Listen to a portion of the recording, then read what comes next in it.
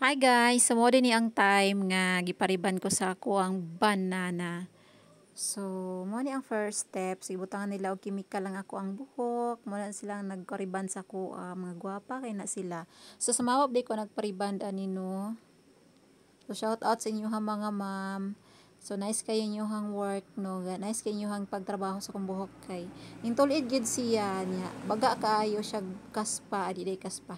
Buhok, baga kay ko og buhok. O, napi kaspa gamay. O, imo na siya, naka-black. So, na siya kaila diri sa New Leyte. Katodong mga kuan. Sa Teplido ato, uy. Arsina. Kana naka-orange. Na siya kailang Arsina daw. Loli Arsina. Nyan kana siya. Kana naka-black si kalimot ko tong ihang kuan daw niya kaila daw diri sa New Leyte. So taga Maragusan ditong naka-black no.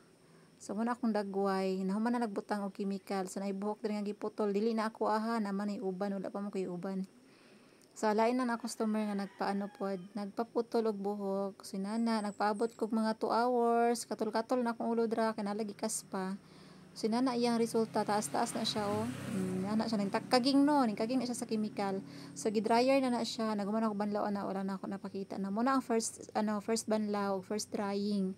Sige gamitan nila og blower, paspas kina siya og kamot.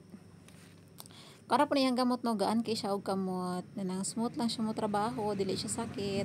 Mingon pa siya kung sakit daw, hinahinayon lang daw nako. Mingon lang daw ko nga kaning kuan sakit kay iya lang daw hinahinayon. O kana ako lang itabunan akong dalonggan anak kay init kayo ang blower no. So iya ging gipainit kay para mauga akong buhok kay perti man po nang basa lagi no nya baga kay akong buhok so kinahanglan gid siya gamitan og heat.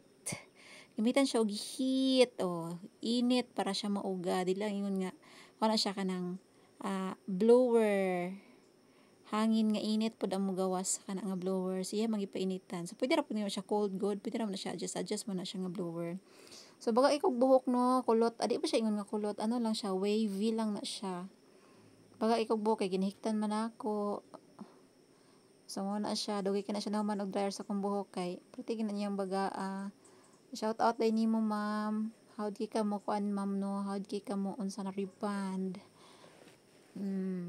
katawa ko nag-istorya na siya gwapa na siya may na siya entertain og customer kay istoryahan gid niya so ako well nagpa kuan ko sa buhok magwariban day mo no na din na siya kanang mga oras para ibabad ang imuhang buhok sa chemical para motulid gid na siya so kung mag-ano po mag-reband dapat po daw wala naka-color ang buhok kay pwede siya naka-color pero ano lang nila itansya lang nila kung pila ka oras ang imuhang pagbabad sa chemical so na sila oras nga ano hon i-reach kung wala ka nagapa-color sa imong buhok ano lang imong buhok kaning normal lang walay color so na sila babad siguro mga 2 hours siguro kung naghurat og 1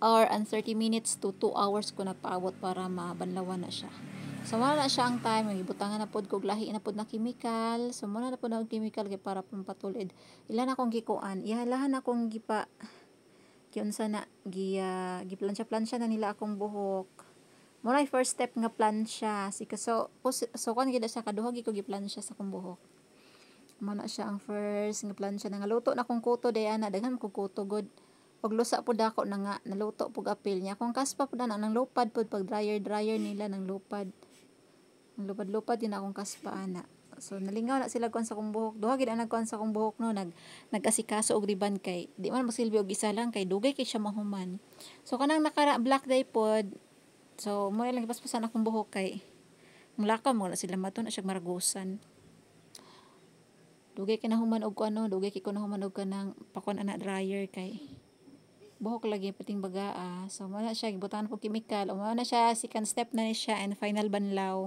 second step and final banlaw so sakit ay di man siya sakit god umay kay na siya gibanlaw-banlaw na akong buhok lunuran niya maayo naman na siya banlaw ang side diyan na po kong gipalingkod kay para ano na pud ang buhok ipatulid ganyan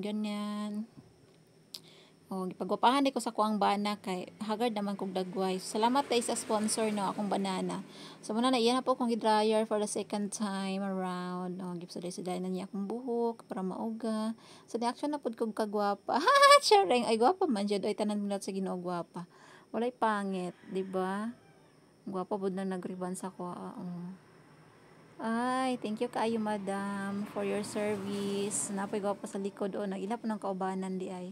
Kami rag edad anak niya. Oh, nag-heart-heart ang ginao, di ba? Naman na uriban anak pa daw namin manguli. Oh, gwapa kaayo no. First time na ako ang pariban ngina na gid ang tulid kayo. Ah. Dili na siya semi riban, sus riban gina siya. Dili na siya